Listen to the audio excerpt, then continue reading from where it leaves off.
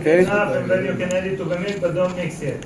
Okay. Just this one is the vinegar. How much do you have to And the full cup, all the way to the top. How much does this cup? The small cup. The small one. This is 50 milliliter. Remember? Marie, And I will give you the recipe also. 50, okay. Vinegar. We just put. Yeah, just put it to the milk, but don't mix it. Okay, I will wait until everyone is ready. Alon Tzaban. Okay, now when we have the vinegar with the milk, we want to help it spread around, but we need to do it very slowly because you will see that once we start to move the spoon, the milk starts to break down and separate to two different structures. So I move the spoon very slowly from side to side, this way, and we start to get nice separation between what we get, the curd and the whey. Okay? So we need to mix it gently because we want the curd to stay in big pieces. If we do it very fast, the curd will break down to small pieces. So Slowly. do it slowly until you get Yes. nice separation between the curd and the whey. You will not see any more clouds of white milk, only white pieces of curd and yellowish water of the whey.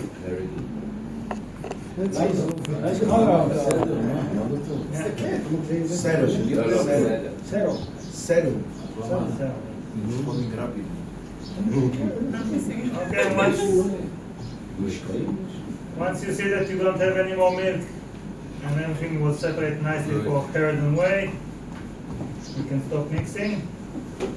And you will see that the curd is more heavy, so it will go down to bottom of the bowl. So I will go around and tell you if you can stop mixing. You can still continue. Make sure not to have any more milk in the sides. Okay, it's enough. It's enough. Enough. It's enough. This one? This one is good. Continue until you don't have milk anymore. Okay. Okay, so you can look on the side of the bowl. Here it's enough, for example. Here you still have some white stuff with milk. So you can, it's good.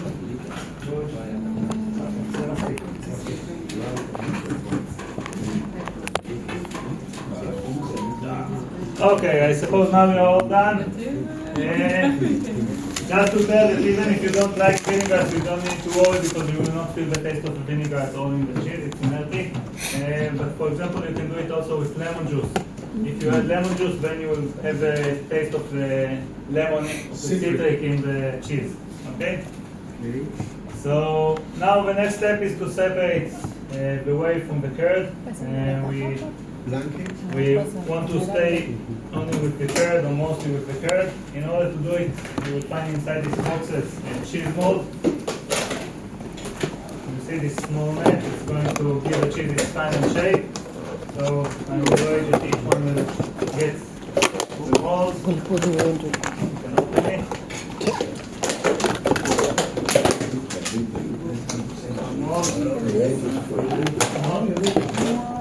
So this is that cheese made? Okay, so you see that the cheese mold is like a strainer, it's full with holes, so we can use it to strain the water, but unlike usual process that we are just putting everything through the strainer, now the curd is so soft and soft that it will stuck in the hole. So what we do instead, we put the mold inside the water. The water go inside, the curd stay outside, and then I can take the same small cup Okay. and with the cup take full the strainer the water out. Okay, this way. You can empty to the big box, the 4 liter box. Yeah. Okay? And hold the cup this way, not to burn your fingers. Yeah. It's very hot, be careful. And in this process we can see that unfortunately when we make cheese, some of the whey will stay with the curd. It is good because we are still going to add some salt to the curd, so it will help the salt to spread around and melt. Okay, so just continue until you get to this concentration. You're almost done. Okay, so some way stay with the curd, it's okay. Everything is deposited here? It's enough. There you can stop. Not all? No need to take all. If some way left, yeah, it's All? hold on. And here it's very hard. Yeah. Okay, so I will wait for nothing that everyone will finish. Okay, like you see, it's instant cheese. Everything is happening very fast. And next step, after you took most of the water out, you can take the mold out, like I took, and we will add some salt to our curd, to our cheese. Except for the salt, if you want, at that point you can, add whatever you want, different spices to your cheese if you like spices in your cheese. It's also nice to make it only with salt that you will feel how it is in a natural way. The amount of salt that I recommend to add is 1 teaspoon of salt. It looks like lots of salt, but most of the salt is melting and going out with the water. So you can add 1 teaspoon of salt, and if you decide to add other spices, so it's a matter of taste how much. Yeah, after we add the salt and the spices, so we don't mix it in a fast way. We again, in a way, only fold the curd from outside inside to have the salt to spread around and melt in the water, and the other spices also. And it's enough because we don't want to break the curd too much. Okay. And of course, if you make it next time at home, you can use any kind of dressing at that point that you like in your cheese. For example, things like olives, nuts, dried tomatoes, whatever you like. You can add to the cheese. 1 teaspoon. Quite full. Almost molded. Where's the salt Yeah, but here? very gently. Salt? Salt? Salt? It's a yeah. Salt. Very good. Za'atar. You know that? You know this one? Then you mix? Yeah, then you mix. Yeah, it's salt. To mix? Can to mix very gently. Okay? Gently? This way, not to break too much the curd, only this way. Ah. Yeah, you break it. What is this? This is garlic pepper. Garlic? Yeah. Yeah, we change the color. Okay, good. Don't mix too much because we don't want to break the curd into the way. Oh.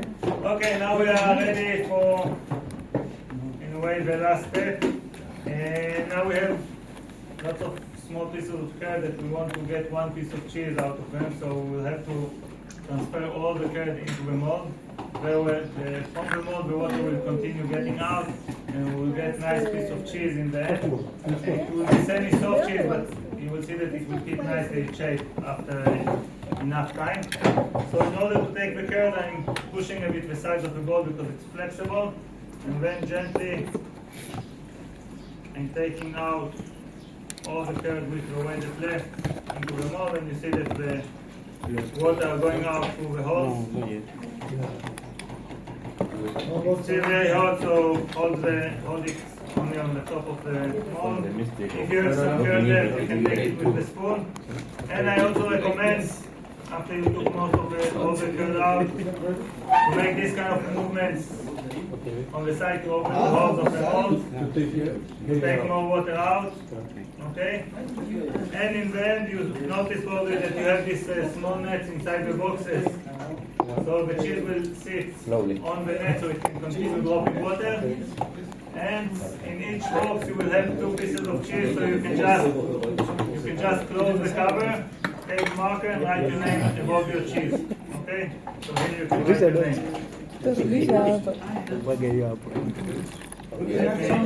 Like this, otherwise it will. Yeah, you can do that. The first you mix them? Oh, so at the point you're adding salt, you can add other ingredients. What have you added? Garlic. This prepare if you want. So Yeah, not much. it's it for Good. preparing, I think. Now we take this, put inside, and you put the cheese like this. But it's only one. אתם שמים 2 גבינות בכל קופסה. כן. Is that kosher? אפשר לשים את זה.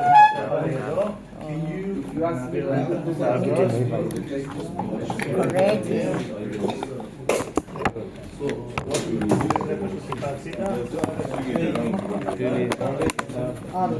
כן, כן, אבל טיפה מרתיע. אתם שמים את השם מעל הגבינה, רושמים את השם. לא משנה, שלי יותר זאטה ואני אשים שומן קומאן. קוראים Tal Shahar. And we used to do all of those. And nowadays we're also having cheese in the shop from different dairies in Israel, small dairies, because we are not some examples of the cheese that we have here. In general, goat milk was considered in Israel to be more special because we are mostly producing tons of milk industry in Israel and the goats. I know that now the situation is quite bad. Some of it is maybe because nowadays people are looking for. But in Israel it was some hype of maybe 30 years ago that people understand that goat milk is more healthy and goat milk products are more. All the new dairies and new products for the farmers that start to grow the goats. But like I told, it ups and downs, so now we're in the downhill side of it. cheese. Okay, so depends on the cheese, like depends if it's hard cheese, so we need 10 times the portion of milk to make one kilo of cheese. So we need, per 1 kg. yeah, but we'll speak soon about